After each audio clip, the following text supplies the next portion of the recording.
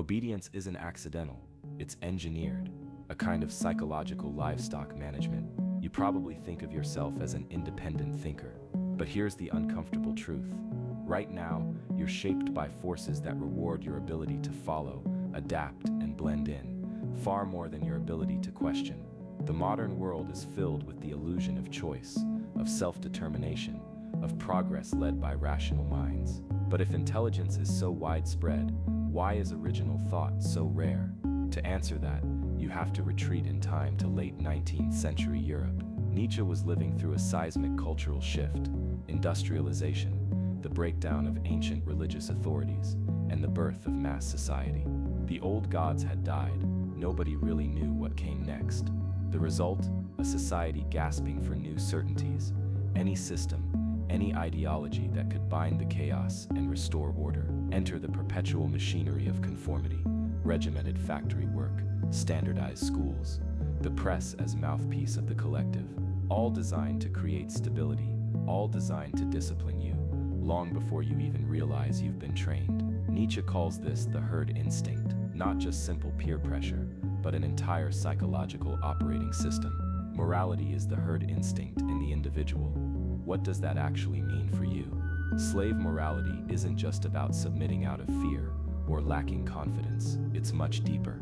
A program running in the background, instructing you to define your value not by what you do or create, but by how well you fit in with everyone else. It's the atmospheric pressure that flattens every peak of independent thought. Most takes on herd mentality make it sound trivial, a matter of social anxiety, a tendency to be shy in the boardroom or hesitate to speak your mind.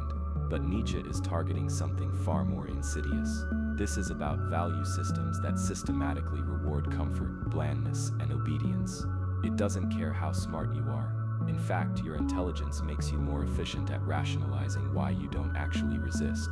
The end of religious certainty didn't free you. It simply replaced one shepherd with another. Industrialization just gave the flock new fences.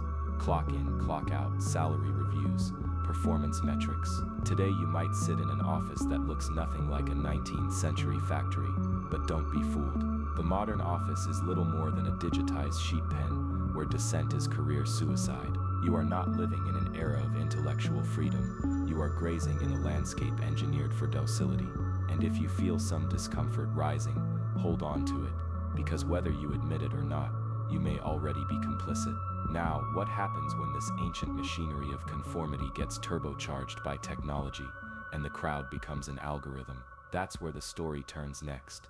Let's dig into a reality you'd probably rather ignore. Your craving for likes and belonging has turned you into a highly skilled collaborator in your own mental imprisonment. There's no innocent way out of this. Nietzsche's 19th century Europe was a laboratory for the birth of the herd instinct, mass movements, collapsing traditions, and the desperate search for stability. But the experiment didn't end there. Today, you're living in its perfected aftermath, upgraded and rebranded by algorithmic culture. Everything in your digital landscape, your newsfeed, your trending hashtags, your binge-worthy outrage, has become a playground for the new herders. This is not openness or freedom. This is a funhouse mirror that bends all your thoughts until you stop recognizing your own face. The herd instinct, Nietzsche argued, was humanity's default, an evolutionary social technology for self-preservation. But the rules have changed. No longer is the herd just a passive background. Now it's an actively managed regime. Every click, every swipe, every performative outrage is meticulously cataloged, shaping not just what you believe, but how you're allowed to think at all. Algorithmic echo chambers aren't just reflecting your tendencies, they're intensifying them, weaponizing your need for validation into a tool of social control. Algorithmic outrage is sugar for the intellect, addictive, comforting, and corrosive. Now ask yourself a serious question. When was the last time you changed your mind because of uncomfortable evidence, instead of doubling down on your tribe's beliefs? Be honest. If you're struggling to remember, that's not an accident. Modern power structures don't need Orwellian oppression. They just need you to be a willing participant, hungry for acceptance, terrified of expulsion. Instead of iron bars, you get a velvet collar. But here's a reality check most Nietzsche fans miss. Non-conformity isn't the solution. Most self-styled rebels are just following a new herd, wearing their outsider status like a uniform. equating contrarian performance with actual independence. The deeper betrayal is this: you know you're smart, you're probably more educated, more skeptical than most, yet, in the name of survival, fitting in, silencing discomfort, staying comfortable, you quietly abandon critical thought. This is not mindless following, it's intelligent self-suppression, engineered for the age of hyperconnectivity. You become the perfect subject, not because you're gullible, but because you're clever enough to know what the herd expects and to provide it on demand.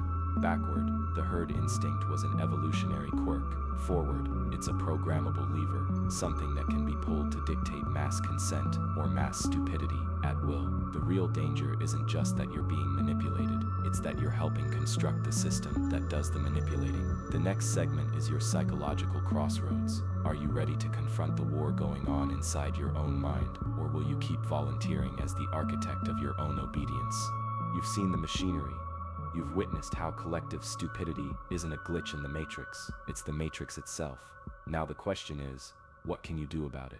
How do you break the chains of herd morality when everything, the algorithms, the trends, the desperate need for belonging, pushes you back into them? The answer isn't as simple or as soothing as self-help slogans. Nietzsche's answer demands more from you. It demands pain. It demands vigilance. It demands, above all, that you refuse comfort when it is served as an anesthetic, self-overcoming, not the platitude-wrapped version that saturates wellness blogs or influencer feeds. Nietzsche means the gritty, relentless discipline of scrutinizing and transcending the beliefs and instincts that society implants in you. It starts with skepticism about your own intellectual reflexes. Every time you feel an opinion rising like a tide, something you heard on the news, something everyone is retweeting, a surge of outrage or solidarity, ask, did I choose this, or was it chosen for me? Are these really my values, or are they just the safest forms of comfort I could find? Now, here's the uncomfortable part. True self-overcoming isn't just about refusing to conform. That path is easy. Just rebel, just say no, just be different. No.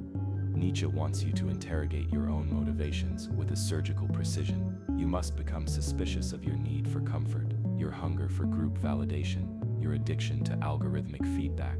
Are you ready to become suspicious of your own comfort?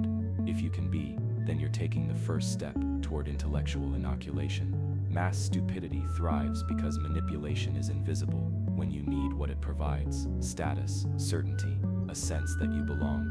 Only by naming and resisting these techniques as you encounter them, each viral meme, each invitation to outrage, each wave of digital consensus, can you immunize yourself against them.